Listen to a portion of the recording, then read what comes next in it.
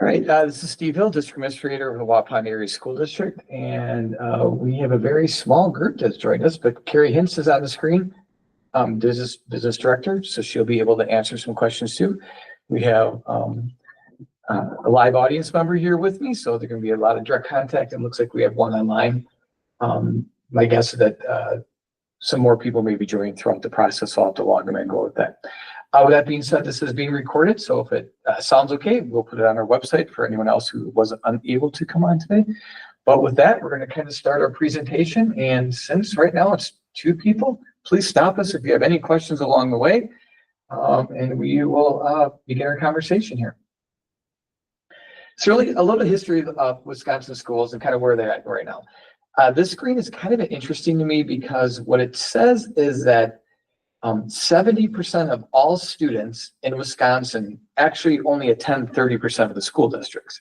So the majority of school districts in Wisconsin are considered rural and far away. And the map kind of shows that, with the blue being suburb areas, the light gray being the cities. And then as you get out into the areas of town and even the rural areas working out there. Waupun falls under town due to its location and proximity to some larger things. You can really see the majority of the students are really, even though we have more rural school districts, the majority still attend larger areas. Carrie, if you don't mind, if you can hop in here and kind of explain how the revenue limit works for school districts. Yep. So school districts have a revenue limit formula that's been the case for many, many years. Unfortunately, what has happened over the past several years is that instead of our revenue limit per pupil being tied to an indexed rate with inflation, school districts were capped several years back at the amount that they were spending per student. So at that time, everybody's across the state, their amount was different. And as we've gone forward through that process, instead of that amount per pupil increasing with inflation, it has increased just very minimally across the state. So you can see on the map the discrepancy of amount per pupil. And we are in that lowest revenue group. Actually, we're considered in the low revenue ceiling. We're at the minimum amount per student that is allowable in Wisconsin.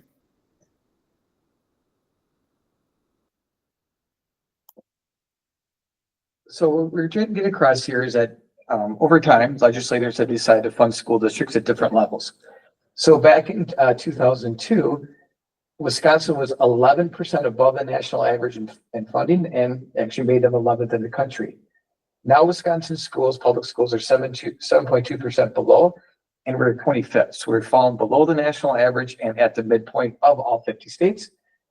But really what shocks me is really kind of looks at that we're disproportionately funded less in rural districts, and we're actually the 11th lowest in the nation. So the farther you get away from those metro areas, you're getting even less dollars, and they pair it out to 82 cents versus $1.18 nationally. Carrie, do you mind doing this slide also?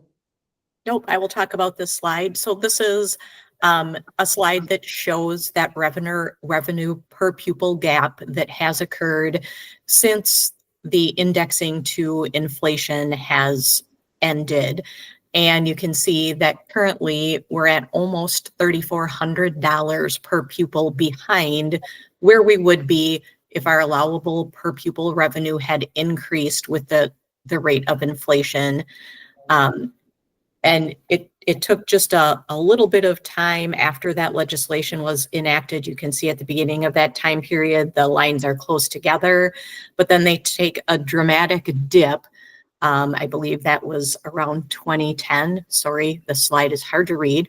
And then since then, it has the gap between where we need to be or should be for our revenue per pupil and where we are has really expanded. So this is kind of where we also kind of point out that Governor Doyle is the first governor. Both parties, Republican and Democrat, have tried to tackle property taxes and school revenue different ways. Governor Doyle pulled it off of inflation. That's kind of what the beginning was. Governor Walker had the Act 10. So schools have been kind of able to hold on a little bit as up with enrollment, the more students you get, kind of offset some of this a little bit. I'll show you later that that's just undoable for basically every district.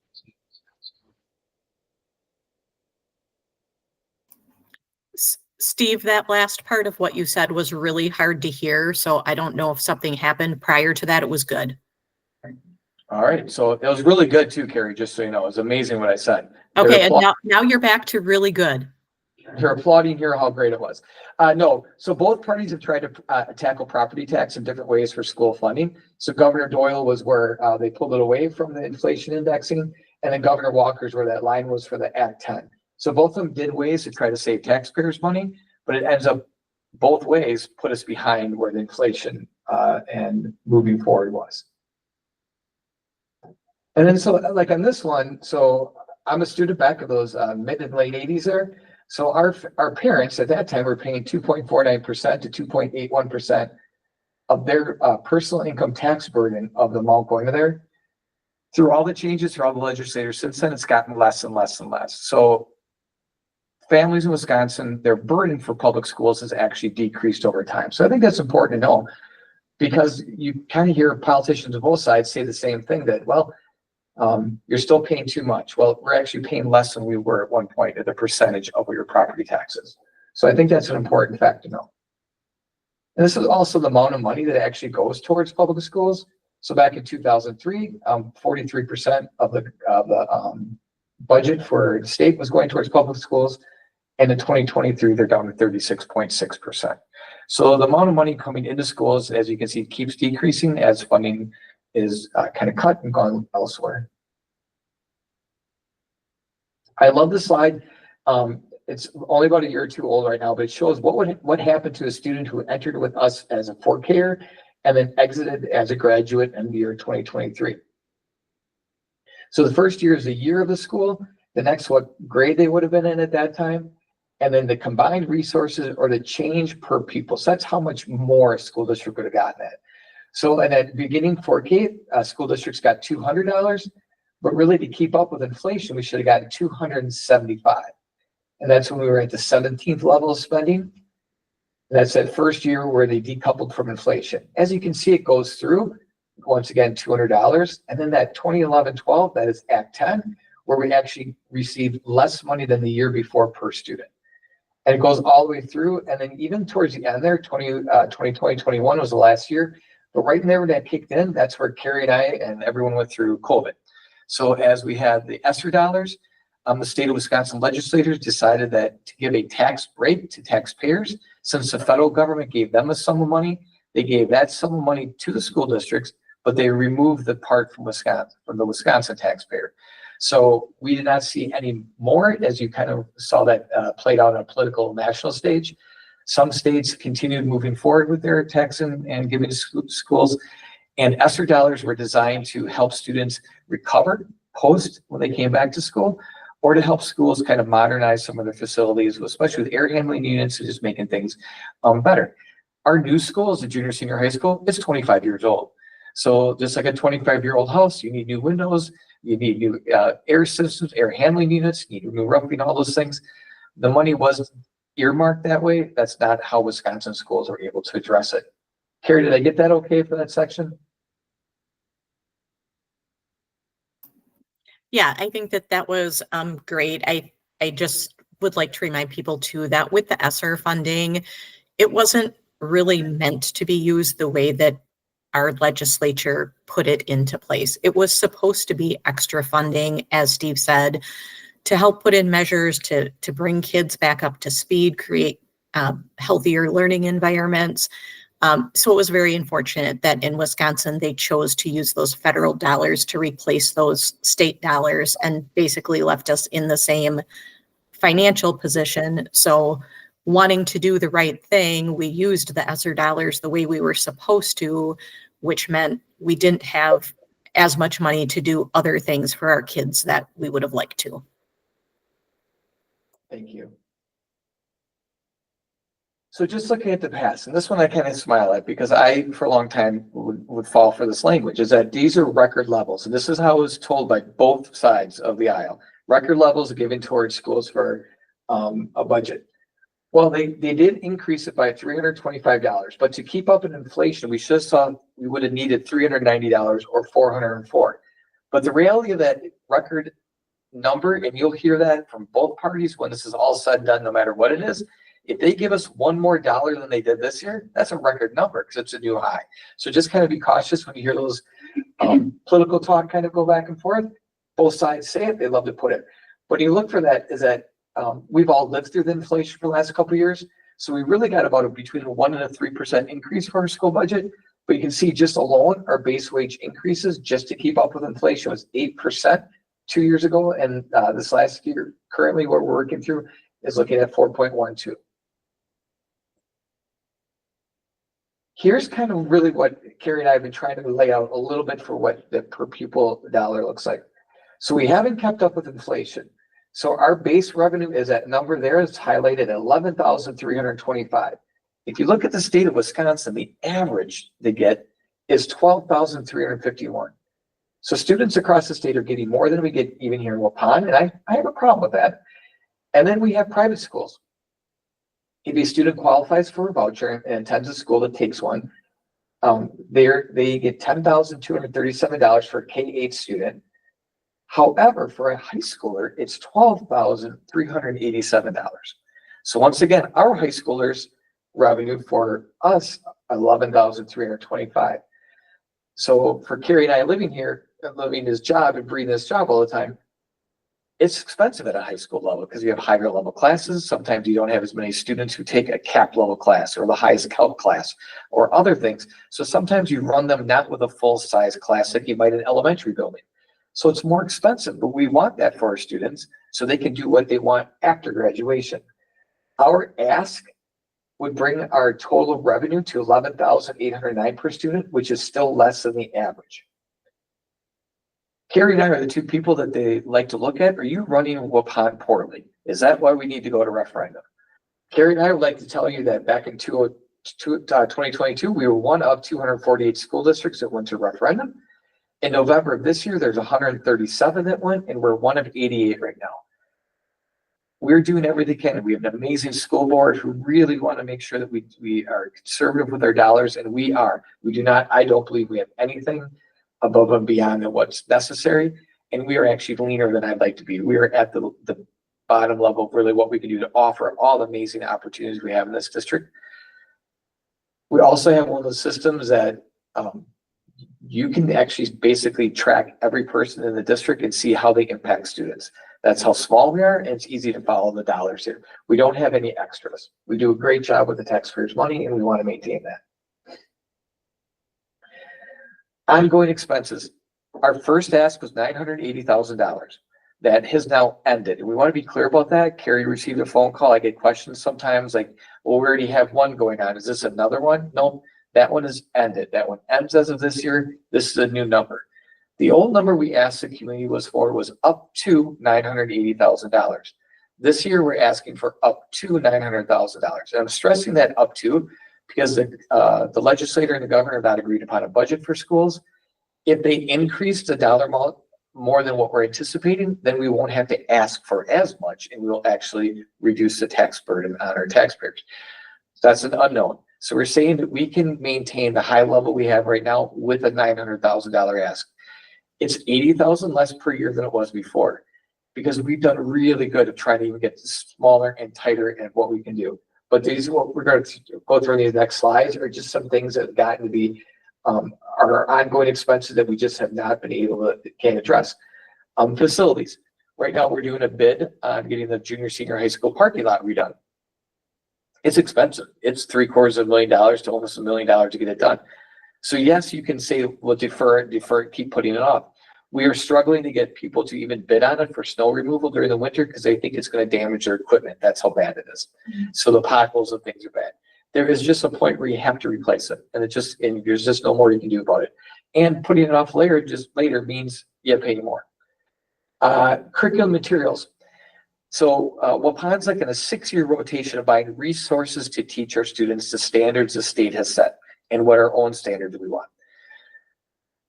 I'll use reading, it's about $100,000 to $125,000 investment when we purchase these materials. We are very smart. We do heavy work. Terry Yeager's our director of instruction. She ensures we're doing the best we can. Fortunately, we bought a reading resource that met the state requirements when Act 20 happened, because there's some districts who purchased items and had to throw them away because the state, and this is up to them, they said, these are what you can purchase from. These are one. We already had that. We were good to go. Other school districts had made other choices within a year or two, scrap it. Now they have to purchase new ones, but that can happen anytime. Carrie, do you mind talking about the lovely May weather we had and what that does to our property insurance? So one thing that came to light last year in our July renewal for our insurances, we had heard already from districts across the state that even the year prior, they had seen substantial property increases. So we were somewhat prepared for what was going to come last July, but it was more substantial than we thought. So when you look at that over double in premium costs that occurred in the last 4 years, actually 40% of that happened just last year on our July renewal in 2024. And along with the higher renewal for premium rate also came a whole new set of deductibles and how our insurance would be handled. And again, this isn't just a Waupon thing. It happened to districts and businesses and municipalities across the state. And I think even as, you know, if you're a homeowner, you probably even saw it on a personal level. So our hailstorm that happened here last May damaged several roofs, buildings, greenhouses, district-owned vehicles. And we were fortunate that up until last June 30th, our deductible was per event. So that hailstorm was considered an event, and we were covered under one $10,000 deductible to have everything repaired. With our July 1st renewal, our building premiums are tied, or our building deductible is tied to the building value, and then each vehicle has its own separate deductible. So if a similar event were to happen with the insurance now, our deductibles would total over $70,000 for everything that was damaged during that hailstorm. So not only do we have the fixed increased cost of premium, but we have a potential unknown liability should we have another weather event like that occur that would impact multiple things in the district. One of the funny challenges I have that you just have to have a certain amount of staff to run a school district. You just have to have people. So we understand that we might have some few less students. We'll talk about that in another slide. But there's just we still have to have a secretary answer a phone at a building. We still want nurses in the building. We still want some things because we're just that important. Busing and transportation, we'll kind of share a little bit increases that's gone. Is that you can see that our transportation increases have gone up 38% over the last 4 years, or even an increase of additional $400,000. The previous 2021, when we went for the first ask, was about $1,065,000. Our current budget is $1 million, almost $500,000. Busing companies are struggling. They can't find bus drivers. Gas costs have not gotten cheaper in the last 4 or 5 years, so they've had to pay at a higher wage for their maintenance and repairs of those vehicles. They have to do all those things. So those hasn't changed. We also have, and we'll talk about it in another slide too, we have some special education students who need specialized transportation. So with an increase of some of that over the last couple of years, that has also added to this, but we still have to pay it. It still comes out of our transportation. And then we'll hear sometimes we'll just cut stuff. And that's what we're told. And you can't see me at home, but my hands are moving, cutting stuff. But even if we lose like 52 students, that would be a dramatic loss of revenue for our school district. If they all came out of one grade, we could figure out how to make that work. But they don't come out of one grade. They come out from a 4K all the way up to 12th grade. That might be like losing 4 students across a grade level. We don't cut a teacher when we lose 4 students. We don't cut a whole section of something because there's 4 less of something. So it just gets to be really hard in that slow decline of what we're doing. And then it's like your bus routes. One of the things is, well, reduce the bus route. we really have a goal of no students on a bus for more than 50 minutes. If we cut a route or two, we have 240 square miles of Waupun to cover. So having that bus is still gonna have to go to the far reaches of where the farthest student is, no matter where that is, as long as they're a school student here. So the gas doesn't change, the bus driver's hours don't change, nothing changes even by picking up less students. And reducing routes just means that we have students going from now 45 minutes to potentially 90 minutes on the bus ride. That is a long time for a 4 or 5-year-old kid student to be on the bus. I would fall asleep on the bus right at that point, and they'd probably forget about me on the back. Carrie, if you don't mind doing the slide. So over the last 4 years, the cost of our health insurance has increased $676,000. So despite making some plan design changes, which means our deductibles went up, we're paying more for our prescriptions as people covered by the plan. The premiums are still increasing dramatically. And then technology integration and cybersecurity, that is a substantial cost for the district. We have a commitment of one-to-one devices for all students. And we also have interactive whiteboards in every classroom. The installation of the whiteboards that we did, it seems, again, kind of like the high school. It seems new, and then you look back on it and you realize it's not. So those whiteboards were installed 5 years ago, actually 6 years at the end of this year. We came to the end of our lease agreement at the end of last school year. We decided to hang on to them and see how many we could keep working because it is such a substantial investment. But now we are at the point again where so many of them are not working correctly that we need to do a full replacement. So technology costs are ever increasing, and along with it, we have to make sure our technology is safe. So we have to have controls on the devices that our students use and what they can access through them and the internet. We also want to make sure that our systems don't get hacked so that people don't have access to all of our personal information that we have on our employees and our computers, as well as student data. So cybersecurity, the cost of that has escalated dramatically in the last couple of years with us trying to keep everyone's data safe.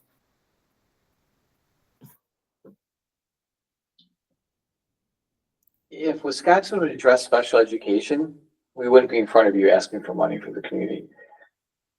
So when we have special education costs keep increasing, we have to hire, and we want to hire. Let me restate that. My moral, I will stand and fight anyone on these ones, but we want to give each and every student in Waupun Area School District what they need to be successful.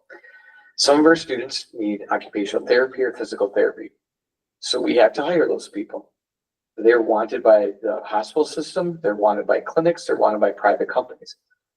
We have to pay market rate for them. There is just, that's what they can earn, and that's wonderful for them. Here's some language that will never bother anybody, but Carrie and I have to pay attention to. It's called some certain versus some sufficient. So at the beginning of like a budget cycle, Carrie's kind of given a number. And this year, right, Carrie, is like they told you 33.3% of special education funding should be reimbursed by the state. Correct. So they have a pool of money set aside, and that was their estimate of the percent of costs that it would cover.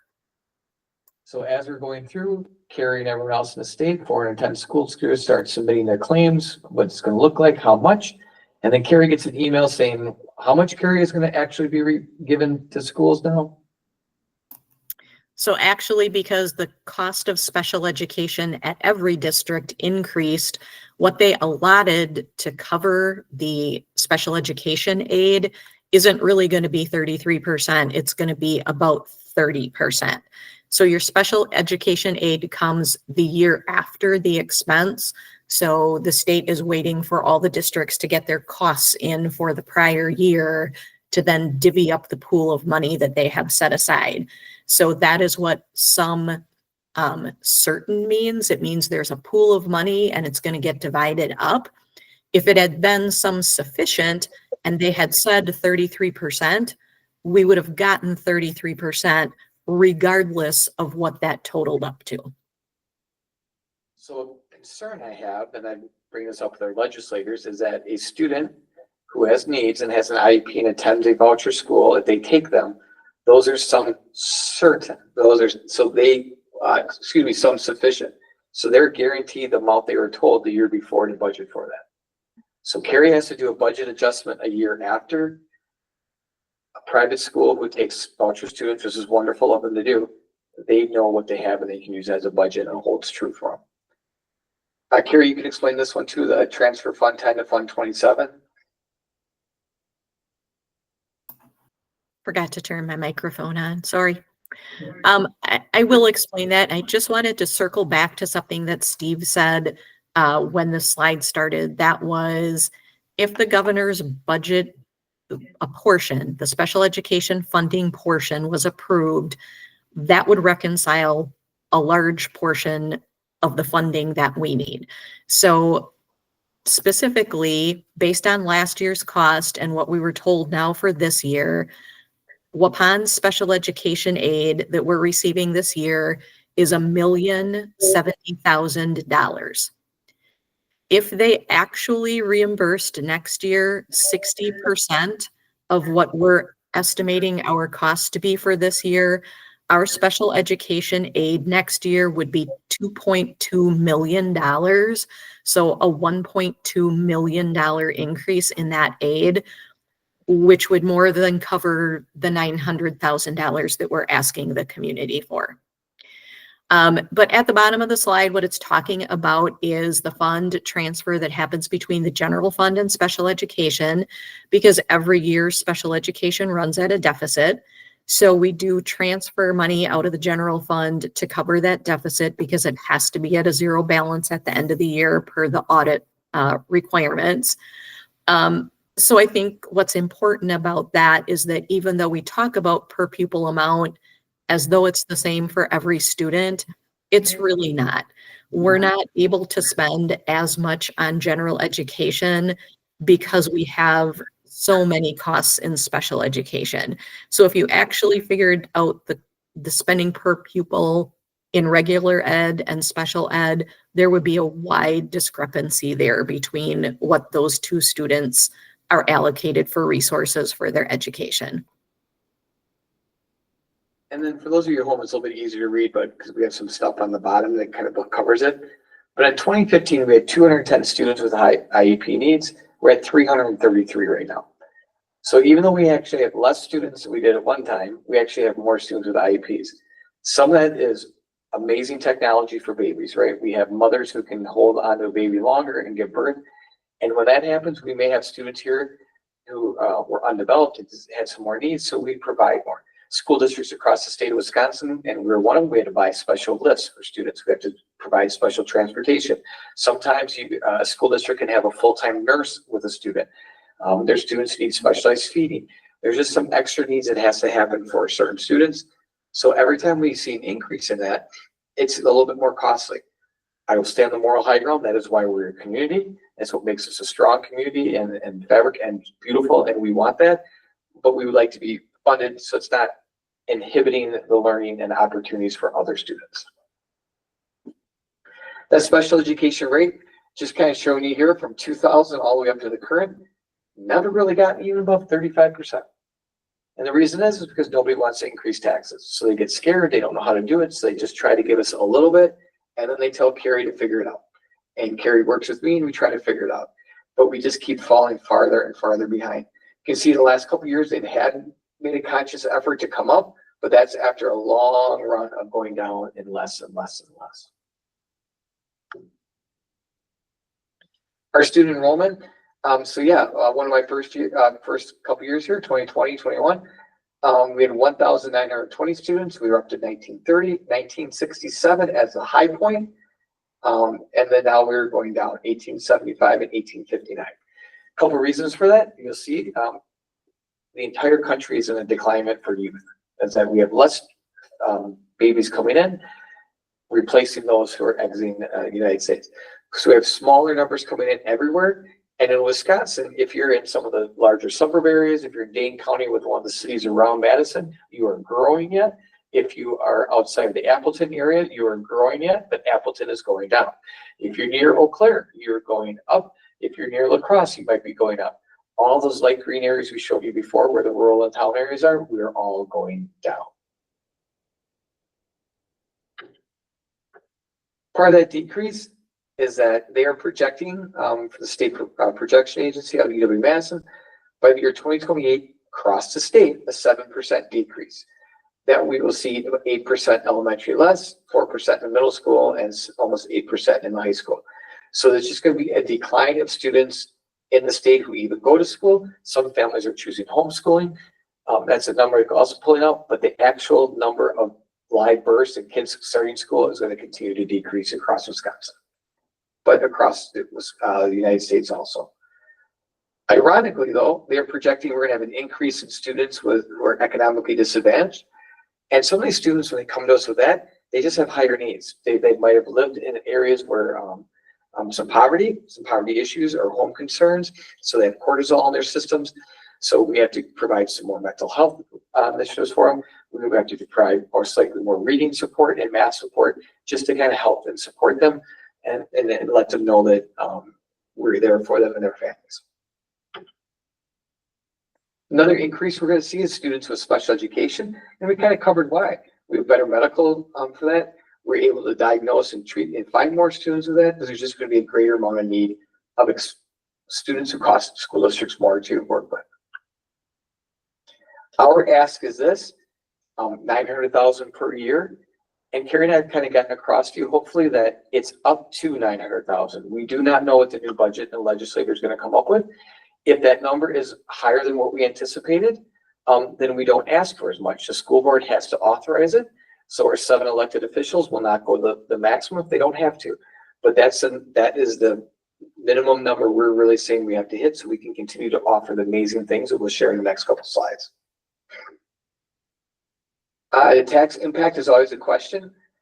You can see the first house, smaller, bigger there. It's depending on either 100,000 or 200,000. You can just start doing the math. But $100,000 home, we're seeing a slight decline, which is obviously the same because you double that up for 200,000. So our ask is a little less than what the previous one was because of everything we've done to try to reduce our costs even tighter. We had a couple of teachers that we have left right at the end of the year. We were unable to replace. We are still looking to replace them. So some of those costs were from there. So it would be less of still be a decrease on your tax bill, but we understand it's still an ask for you to tax yourself at a higher amount. So the question always comes from the reporter or the radio station that we're doing it. What does it look like if you have to cut something? Once again, start with staffing. It's the largest part of our budget. That's where we all are because we don't make stuff. We make minds. We work with students. But when you're working with that, we don't have a product at the end of it that we could try to figure out or sell at a higher rate. So we'll have to look at that. We really have a goal of keeping our student population in that low 18s or under 20s and the low 22s for the earliest grades. We just understand that just this beginning step part of learning, the gap between the students coming in who can kind of have some knowledge of reading and some who've never been read to. So we just want to keep it small so we can provide as much services to all those kids right away and give them a great start working through the school system. We don't want to address this because one of our goals is we want 100% of students, especially in our grades 7 through 12, participating in something other than just school. So be it a club, be it a sport, be it some activity. Tonight I got to interview, and you'll see a little video if you go to our Facebook page sometime next week, of our 5 leads coming up with a musical. It's going to be amazing. Dolly Parton's 9 to 5 musical. These kids are going to be great in it. I know most of them. It's so awesome.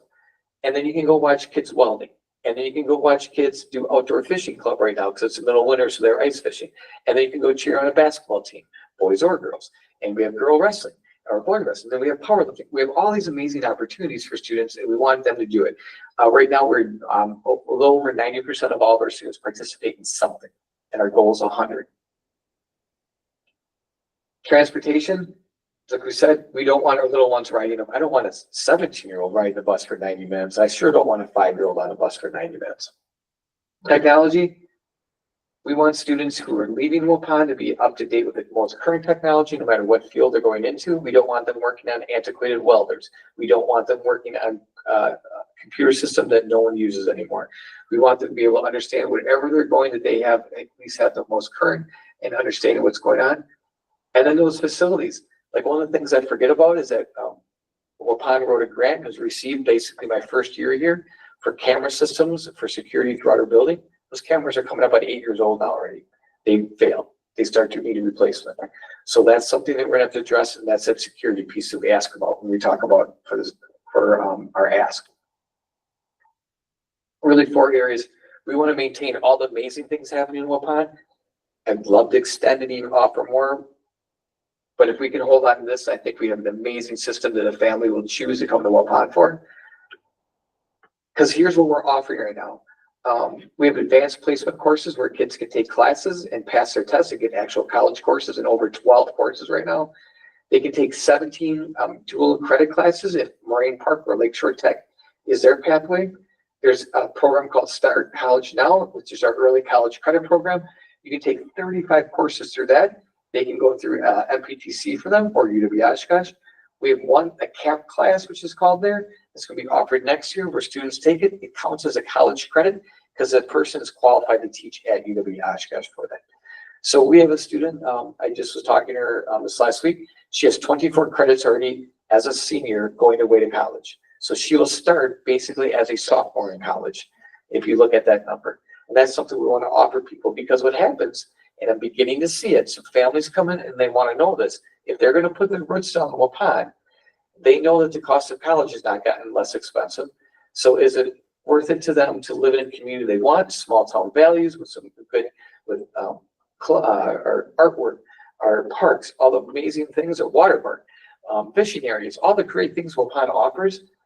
Or will they move to a larger city and might miss some of that, but their children might have more opportunities? That's a decision families are making. So we do not want that to become a screen with less options, that families may go, I don't really want to live in a larger city, but I'm looking out for 12 years down the road already. Is the school district encouraging the pathway to trades, working on any new district? Absolutely. So we have students right now with youth apprenticeship and some other things they can do. They can actually be certified welders going right into the workforce as an 18-year-old with their certification and begin welding day one. And I love this because when I was a teacher, one of my students, he said, Mr. Hill, I'm not going on to college or anything like that, but I love to work with my hands. He started as an 18-year-old making more than I was as a teacher because he went into welding trades and he loved it, and that's great. Other youth apprenticeship students we have with the building industry already working, so they can build and understand that. We had advanced building class being offered at high school now, so students are actually learning how to frame up walls, insert windows, run electrical, run plumbing, just know those basic things so they can go right into the trade and not have to be shown how to hold a hammer on day one. Whoever hires them already has a great level of knowledge in there and they're ready to hit the tracks going. Not going to read all this to you, but this is what our kids can do. It is amazing, the opportunities here. I love going and watching what they're all doing. We have kids in sports all over the place, traveling, doing other things. We want to add another one next year. It's going to be coming up for another sport being added. But you look at all the opportunities we have for that. Then our clubs are really cool because we have some kids who say, I don't want to play football. That's just not my thing. I love hunting and fishing. Great, then you're going to be an outdoor club. We have some students who are like, I really love computer gaming. And part of me used to cringe about this, but you can go to college and be part of a computer, a sport club on college campus, actually travel to other universities and play sports online against other places. So that esports is nothing but growing and exploding. And we have a passionate individual who has taken that, and we've picked up a huge group of kids who love that. But now they're at school communicating with each other because it's a team-oriented activity. So instead of staying at home playing a video game, they're actually with a group of kids doing it. Changes the dynamic dramatically. Two of them just gave a presentation here to the board. Phenomenal. All the opportunities for students academically kind of come in there. It's just opportunity, opportunity, opportunity. That's really what we want to push here in Waupun for our students. What languages do you offer? Go ahead. Sorry.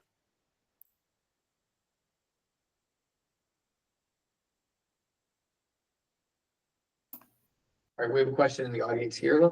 I just asking what languages you offer at the high school.